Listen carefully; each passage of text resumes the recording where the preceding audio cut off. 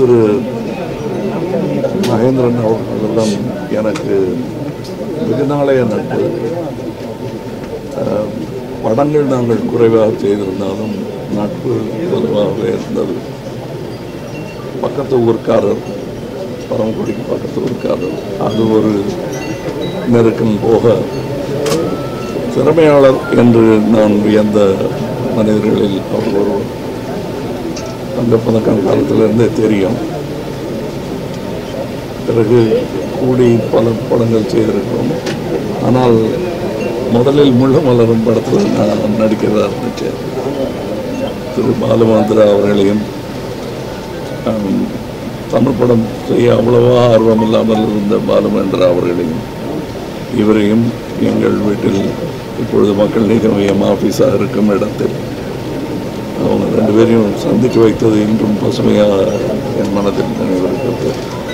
ரெண்டு பேர் கையையும் சேர்த்து வச்சு வெற்றி படம் எடுங்கள் என்று சொன்னேன். அதுபோலவே அவர்கள் செய்தார்கள். அந்த படத்துக்கு கிட்டத்தட்ட ப்ரொடக்ஷன் மேனேஜர் பேர் நான் கடைசி நாளெல்லாம் வேலை பார்த்துருக்கேன். ஏன்னா படம் அற்புதமான படம் என்று எனக்கு தெரியும். அது எக்காரணத்தை கொண்டும் தடைப்பட்டு விடக்கூடாது என்று நாங்கள் எல்லோரும் என்று வெளிக்கொண்டு வந்த படம் தான் முள்ளு மலரும். அதற்கு பிறகு தொடர்ச்சியாக பல அற்புதமான படங்களை அவர் எடுத்துக் கொண்டிருந்தார். அவரை பார்த்து சினிமா எடுக்க வேண்டும் என்று ஒரு இளைய கூட்டமே புறப்பட்டு வந்தது என்பது மிகையாகாது சொன்னார். அற்புதமான மனிதர்.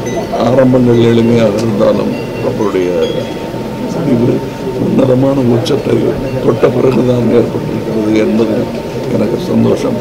இந்த மாதிரி திறமையாளர்கள் பலர் திறமைகள் வெளிவராமலேயே போன சோகத்தையும் நான் பார்த்திருக்கிறேன். இன்னும் நிறைய செய்திருக்கலாம் மகேந்திரன் என்பதுதான் என் மனதில் இருக்கும். மற்றபடி முழு வாழ்க்கை, நல்ல குடும்பம், அற்புதமான படைப்புகள், இவருடைய நினைவு தமிழ் சினிமா என்றும் தாங்கி நிற்கும்.